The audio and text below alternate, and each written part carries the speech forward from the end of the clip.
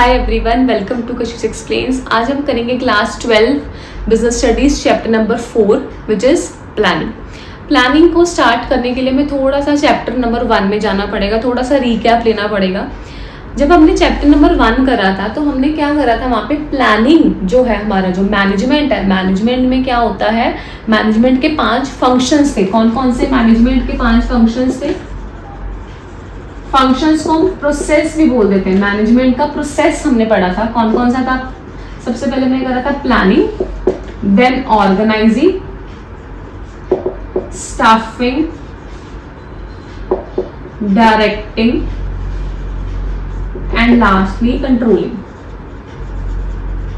These are the 5 functions of management, 5 stages of the management process. सबसे पहले हम plan करेंगे करना क्या है, देन हम ऑर्गेनाइज करेंगे, रिसोर्सेज इकट्ठे करेंगे कहाँ कहाँ से हम ले सकते हैं। उसके बाद हम स्टाफिंग करेंगे, right people right work, direct करेंगे, उनको गाइड करेंगे, लीड करेंगे, मोटिवेट करेंगे। कंट्रोलिंग, कंट्रोलिंग का मतलब क्या होता है कि हमने चेक करा कि जो हमने सोचा था, जो हमने प्लान करा था, हमने वो अचीव करा है कि नहीं करा। अगर नहीं करा तो वो क्यों नहीं करा, रीजंस क्या क्या है, डेविएशंस आ गए कि हम वो नहीं कर पाए। ठीक है, तो उसमें से हमारा सबसे पहला फंक्शन क्या है आपके पास? प्लानिंग। प्लानिंग का मतलब क्या होता है कि आपने डिसाइडिंग इन एडवांस, आप पहले से ही एडवांस में डिसाइड कर रहे हो कि आपने क्या करना है और कैसे करना है। हमने डिसाइड करा कि हमने 10% सेल्स बढ़ानी है, what to do and how to do. हमने ये 10% सेल कैसे कैसे बढ़ा सकते हैं, वो भी किसका पार्ट है? प्लानिंग का ही पार्ट है। Involves creativity and innovation. ऐसे तुक्के से तो प्लानिंग होगी नहीं, बहुत दिमाग लगाना पड़ेगा, इनोवेशंस करनी पड़ेगी, प्रॉपर थिंकिंग से प्रॉपर मीटिंग्स बिठाई जाती है तो हम जाके प्लान कर पाते हैं। थर्ड, ऑब्जेक्टिव्स को सेट करना ताकि हम जो प्लान्स बनाए उनको क्या कर पाए, अचीव कर पाए कि जो हमने प्लानिंग करी थी वो हम कैसे करें, जो हमने ऑब्जेक्टिव सेट करे वो हम कैसे क्या करें, अचीव कैसे करें, विच इज प्लानिंग। तो एक और चीज ध्यान में रखना कि जब बच्चे स्टार्ट करते हैं ना तो मीनिंग नहीं करते, मीनिंग सीधा फीचर से स्टार्ट करते हैं। आपको मीनिंग करना बहुत ही ज़्यादा ज़रूरी है। वाई? क्योंकि जब आपको पेपर में आना है क्वेश्चन, वो आपको कैसे आएगा? केस स्टडी आएगी, आपको नीचे लिखा होगा identify the function of management. अब फंक्शन ऑफ मैनेजमेंट ये 5 है, तो आपको पहले तो ये देखना पड़ेगा कि वो किस चैप्टर की बात कर रहे हैं, किस फंक्शन की बात कर रहे हैं। देन आप बी पार्ट में जा सकते हो क्योंकि फीचर सब में है। अगर उन्होंने बी पार्ट में पूछ लिया कि identify the features of that function, तो आपको फीचर्स तो 5 में ही दिखेंगी। तो 5 में फीचर्स तो है, लेकिन आपको देखना पड़ेगा कि कौन सा चैप्टर है, कौन से चैप्टर के बारे में, कौन से फंक्शन के बारे में ये बात कर रहे हैं। उससे हमें ये आइडिया लगा पाएंगे कि हमने ये वाली फीचर्स लिखनी है। ठीक है, वन मोर थिंग, जब आपने चैप्टर नंबर 1 पढ़ा, आपकी बुक 1 में टोटल 8 चैप्टर्स है। पहला हमने मैनेजमेंट पढ़ा, मैनेजमेंट क्या होता है, फीचर्स एंड ऑल। सेकेंड हमने पढ़ा प्रिंसिपल्स। थर्ड हमने पढ़ा बिजनेस इन्वायरमेंट। 3 चैप्टर्स हमने पढ़े, तीनों अलग अलग थे जिसमें आप कोई भी कंफ्यूजन नहीं हो सकती। लेकिन आपके जो 4th ऑनवर्ड्स आपके चैप्टर्स हैं वो आपके ये 5 है, 4th, 5th, 6th and 7th and 8th। ये आपके नेक्स्ट आपके चैप्टर्स हैं, 5 चैप्टर्स। तो ये आपकी बुक 1 है। इसके बाद बुक 2 में आपके पास 4 चैप्टर्स है, financial management, financial market, marketing and consumer protection. Financial market किसी किसी की बुक में नहीं होगा, लेकिन वो चैप्टर आपके सिलेबस में है। पिछले साल वो चैप्टर कट कर दिया था, लेकिन वो सिलेबस में अभी भी है, फाइनेंशियल मार्केट। तो वो चीज़ को आपने ध्यान में रखना है। बुक 1 में आपके 8 चैप्टर्स है, बुक 2 में आपके 4 चैप्टर्स है। अब प्लानिंग का मीनिंग समझ में आ गया। Deciding in advance, creativity in innovation, achieving, setting objective to achieve them. Plans को अचीव बनाना, फॉर्मुलेट करना ताकि हम अपने ऑब्जेक्टिव को क्या कर पाए, अचीव कर पाए। उसके बाद आता है इसके फीचर्स ऑफ प्लानिंग। अगर मीनिंग क्लियर है तो फीचर्स इजीली हो जाएंगी। पहली क्या है?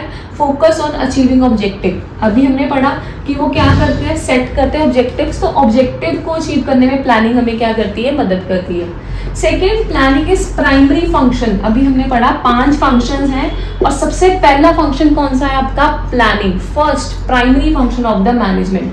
Third, all pervasive. जब हमने मैनेजमेंट की फीचर्स करी थी चैप्टर नंबर 1 में, हमने पढ़ा था कि वो ऑल परवेसिव है, कंटिन्यूअस है, डायनेमिक है, गोल को अचीव करने में हेल्प करता है। तो अगर वो मैनेजमेंट की वो फीचर्स थी तो बाकी सारे फंक्शंस की भी होंगी। अगर मैनेजमेंट ऑल परवेसिव है तो सारे ऑल परवेसिव होंगे।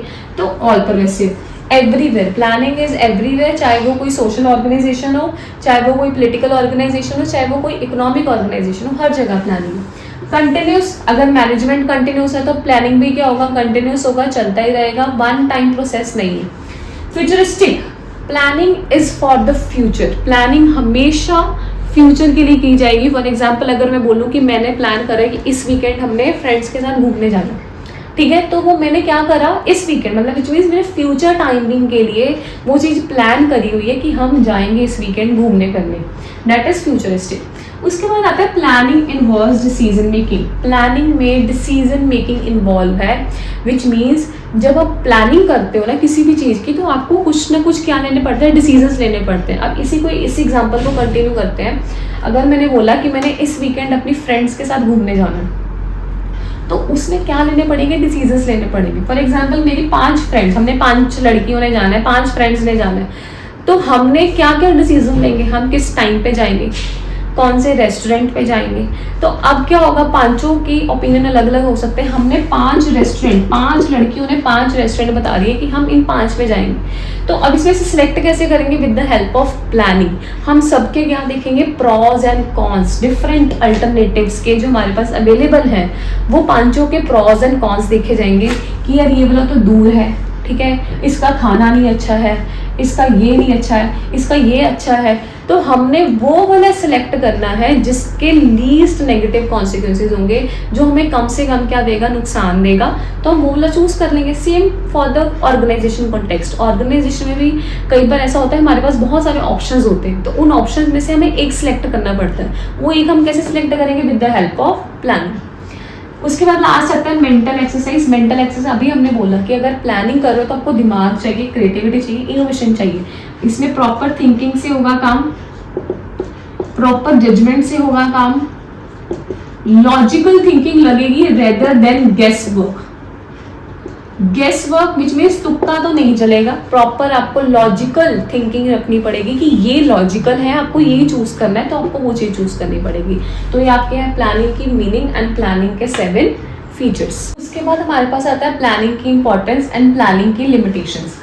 इंपॉर्टेंस मैंने आपको बोला था, इंपॉर्टेंस को अलग से इतना ज़्यादा लर्न करने की नीड नहीं पड़ती अगर आपको पूरा ओवरऑल चैप्टर का पता है। तो पहला हमारे पास इंपॉर्टेंस क्या है, प्रोवाइड डायरेक्शन।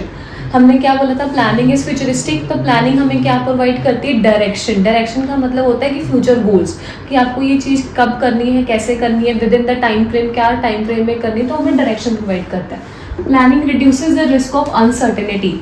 प्लानिंग अनसर्टेनिटी का जो रिस्क है वो क्या कर देता है, रिड्यूस कर देता है। एक चीज़ ध्यान में रखना कि रिड्यूस करता है, नॉट एलिमिनेट। एलिमिनेट नहीं करता। प्लानिंग की मदद से आप अनसर्टेनिटीज को कम कर सकते हो, कि अगर आप प्रॉपर प्लानिंग के साथ चल रहे हो तो आपको ये चांस है कि आपको ये दिक्कत है कि आपको जो दिक्कत आएगी आगे आने वाले टाइम में, जो प्रॉब्लम्स आपको फेस करनी पड़ सकती है वो कम से कम करनी पड़ सकती हैं, लेकिन एलिमिनेट नहीं होता, लेकिन अनसर्टेनिटी का रिस्क कम जरूर हो जाता है। उसके बाद आता है planning forecast decision making. Planning हमें क्या करता है, फ्यूचर के लिए डिसीजंस लेने में क्या करता है, हेल्प करता है। reduces the overlapping of activities। अगर आप प्रॉपर प्लानिंग से चलोगे तो आप अपनी वेस्टफुल एक्टिविटीज को, अगर आपको पता है कि मैंने ये काम इस टाइम पे करना है, ये काम मैंने इस टाइम पे करना है, तो आप अपनी एक्टिविटीज की ओवरलैपिंग को क्या कर सकते हो, कम कर सकते हो। Promote innovative ideas. प्लानिंग से क्या है, दिमाग की गेम है, क्रिएटिविटी, इनोवेशन। तो क्रिएटिव इनोवेटिव आइडियाज को हम क्या करते हैं, प्रमोट करते हैं। Last, establish standard for the controlling, very important. Planning एक ऐसा फंक्शन है जो कंट्रोलिंग के लिए स्टैंडर्ड इस्टेब्लिश कर रहा है। फॉर एग्जांपल हमने क्या पढ़ा था, प्लानिंग होगा, फिर ऑर्गेनाइजिंग, फिर स्टाफिंग, डायरेक्टिंग एंड कंट्रोलिंग। अगर हमने प्लान ही नहीं करा, हमने 10% सेल सोचा ही नहीं कि बढ़ाना है, तो हम कंट्रोल क्या करेंगे। कंट्रोलिंग में तो ये होगा ना कि जो आपने सोचा था वो चीज़ हुई कि नहीं हुई। तो प्लानिंग स्टैंडर्ड बनाता है किस चीज़ के लिए, कंट्रोलिंग के लिए। क्लियर है। उसके बाद आता है आपके पास limitations. Very very very important topic, most repeated topic, CBSE का मोस्ट फेवरेट टॉपिक, जो आपको दिखेगा ही दिखेगा आपके मिड टर्म्स में भी, आपके प्री बोर्ड्स में भी और आपके बोर्ड्स में भी दिख सकता है। ठीक है, तो लिमिटेशंस क्यों ये ज़रूरी क्यों है, क्योंकि पूरे सिलेबस में 12 के 12 चैप्टर्स में से एक ऐसा चैप्टर है, एक ऐसा फंक्शन है मैनेजमेंट का जिसकी लिमिटेशन है। इसके अलावा किसी भी टॉपिक की आपकी कोई लिमिटेशंस नहीं है। तो अगर आपको क्वेश्चन आ गया ना लिमिटेशन, तो आपका सीधा सीधा माइंड क्लिक होना चाहिए, तो प्लानिंग का क्वेश्चन है, ठीक है। तो प्लानिंग में लिमिटेशंस क्या क्या रहती हैं? पहली लिमिटेशन क्या है? Leads to rigidity. आप जब प्लान कर लेते हो ना, आपने इतना ज़्यादा टाइम लगा के प्लान करा कि हम 10% सेल बढ़ाएंगे, ये करेंगे, ये करेंगे, आपने प्रॉपर प्लानिंग कर रखी है, प्रॉपर सिस्टमेटिक वे से प्लानिंग कर रखी है, तो उसका क्या होता है? रिजिड हो जाता है कि आपको यही करना है। For example during the planning process जब आपने डिसाइड कर लिया, ड्यूरिंग द इम्प्लीमेंटेशन प्रोसेस आपको कोई नया थॉट आ रहा है, आप उसको इंडल्ज नहीं कर सकते। क्यों? क्योंकि वो ऑलरेडी बनी हुई है आपकी प्लानिंग। तो प्लानिंग रिजिडिटी को प्रमोट करता है कि हमें वो ही करना पड़ता है जो हमने डिसाइड कर लिया, ठीक है। May not work in dynamic environment. Planning dynamic environment में काम नहीं कर सकते। डायनेमिक इन्वायरमेंट वो होता है जो बार बार चेंज होता रहता है, उस सिचुएशन में प्लानिंग काम नहीं आती है। Reduces creativity. अब यहाँ पे बोल रहे थे कि ये तो आइडियाज को इनोवेट करता है, क्रिएटिविटी करता है। अब लिमिटेशन में क्या है? Reduces creativity. अब इसमें एक्सप्लेनेशन में क्या लिखोगे तुम? इसमें एक्सप्लेनेशन में ये लिखना है कि प्लानिंग क्रिएटिविटी कैसे रिड्यूस करता है। अब आप अपने घर की एग्जाम्पल लो। आपने कोई पार्टी करनी है, कोई इवेंट करना है, कोई बर्थडे पार्टी करनी है, बच्चों के पास बहुत अच्छे अच्छे सजेशंस होते हैं, हम पापा ये कर लो, ये कर लो, ये कर लो, लेकिन जो आपका एंड डिसीजन है वो किसके पास रहता है? आपके जो बड़े हैं वो डिसीजंस लेंगे। तो बाकी जो मिडल और लोअर लेवल वाले बंदे होते हैं वो अपना दिमाग नहीं लगा सकते, वो अपना सजेशन नहीं दे सकते, वो अपनी टिप्पणी नहीं दे सकते। तो जो प्लानिंग है is always done by the top level managers. जो मिडल और लोअर लेवल मैनेजर्स हैं उनसे सिर्फ सजेशन कभी कभी ले लिया जाता है, लेकिन उनको मानना ना मानना किसके हाथों में? टॉप के हाथों में। तो planning reduces creativity for the lower and middle level managers. Involve huge cost. Planning में खर्चा बहुत होगा, मीटिंग्स बनानी पड़ेगी, एक्सपर्ट को हायर करना पड़ेगा, उनको सैलरीज देनी पड़ेगी। और अगर कॉस्ट आ रहा है पीछे में तो टाइम भी पीछे पीछे आएगा, क्योंकि कॉस्ट एंड टाइम आता है जुड़वा ब्रदर्स, जुड़वा भाई बहन है ये। क्योंकि अगर कॉस्ट आएगा तो साथ साथ टाइम भी आएगा। जहाँ पे खर्चा हो रहा है वहाँ पे टाइम भी लगेगा ही लगेगा।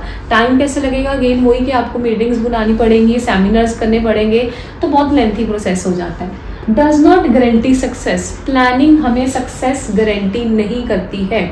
आपका ये ज़रूरी नहीं कि अगर आप प्लानिंग कर रहे हो तो हमेशा आप सक्सेसफुल होंगे ही होंगे। एक और चीज़ आती है कि जो आपके टेस्टेड प्लान्स हैं, आपने पिछले साल एक प्लान यूज़ करा था, आपने वही सेम प्लान इस साल यूज़ कर लिया, तो ये ज़रूरी नहीं है कि अगर उसने उस प्लान ने आपको पिछले साल सक्सेस करा था तो इस साल भी आपको सक्सेस वो ग्रांट करे। तो planning does not guarantee success का मतलब है कि प्लानिंग करना इज़ वेरी गुड। प्लानिंग से आपका क्या हो जाता है? अनसर्टेनिटी का रिस्क रिड्यूस हो जाता है। लेकिन ये अपने दिमाग में मत रखना कि अगर आपने प्लानिंग करनी है करिए तो आपको हमेशा हमेशा ही सक्सेस मिलेगी ही मिलेगी। क्लियर है?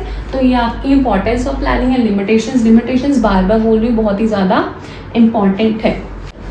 उसके बाद हमारे पास आता है प्लानिंग का प्रोसेस। प्लानिंग के प्रोसेस में हमारे पास 7 स्टेप्स हैं।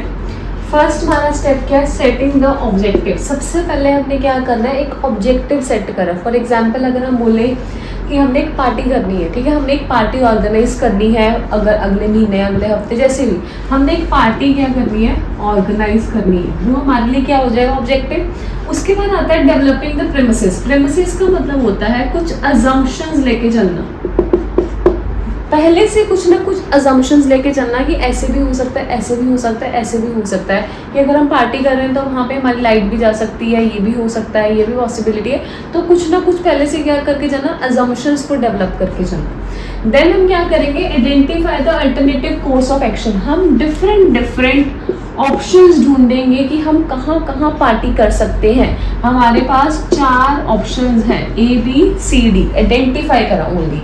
इवेलुएट का मतलब क्या है कि इन चारों के क्या देखें? Pros and cons. Pros and cons का मतलब क्या होता है? हर एक अल्टरनेटिव के हमने फायदे देख रहे हैं, नुकसान देख रहे हैं, और हमने चूज करना है नेक्स्ट स्टेप में सेलेक्टिंग द बेस्ट अल्टरनेटिव, जिसके सबसे क्या होंगे? Least negative consequences. मतलब कि जो हमें कम से कम नुकसान दे रहा होगा, हमने वो क्या करना है? सिलेक्ट करना है। सिलेक्ट करने के बाद हम क्या करेंगे? इम्प्लीमेंटेशन करेंगे, विच मीन्स हम एक्चुअल एग्जीक्यूशन करेंगे, विच मीन्स अपने प्लान को किस में कन्वर्ट करेंगे? एक्शन में कन्वर्ट करेंगे। ठीक है, लास्ट आता है आपके पास फॉलो। फॉलो अप का मतलब होता है कि अभी तक जो भी हुआ, जितने भी हमारे स्टेप्स हुए, क्या वो एज पर प्लान्स फुलफिल हो रहे हैं या फिर नहीं हो रहे। विच मीन्स हमने यहाँ पे क्या करनी है, मॉनिटरिंग करनी है कि जो हमने सोचा हुआ था वो एज पर प्लान हुआ या फिर नहीं हुआ। तो सबसे पहले हमने ऑब्जेक्टिव सेट करा, हमने डिफरेंट प्रेमिसेस को डेवलप करा, अलग अलग ऑप्शंस को ढूंढा, उनमें से हमने इवेलुएट करा प्रॉज एंड कॉन्स को हर एक ऑप्शन के, देन हमने उनमें से बेस्ट वन क्या करा, सिलेक्ट करा, उसको एग्जीक्यूट करा और लास्टली मॉनिटरिंग करी। क्लियर है? तो आई होप आपको ये लेक्चर मेरा समझ में आया होगा, हेल्पफुल लगा होगा। अगर हेल्पफुल लगा है तो लाइक करो, शेयर करो, सब्सक्राइब करो, और अगर कोई भी डाउट है आपको इस टॉपिक्स के रिलेटेड, आप मेरे से कमेंट सेक्शन में पूछो। हम मिलते हैं अपनी नेक्स्ट वीडियो में प्लानिंग के पार्ट 2 में। Till than happy learning and thank you.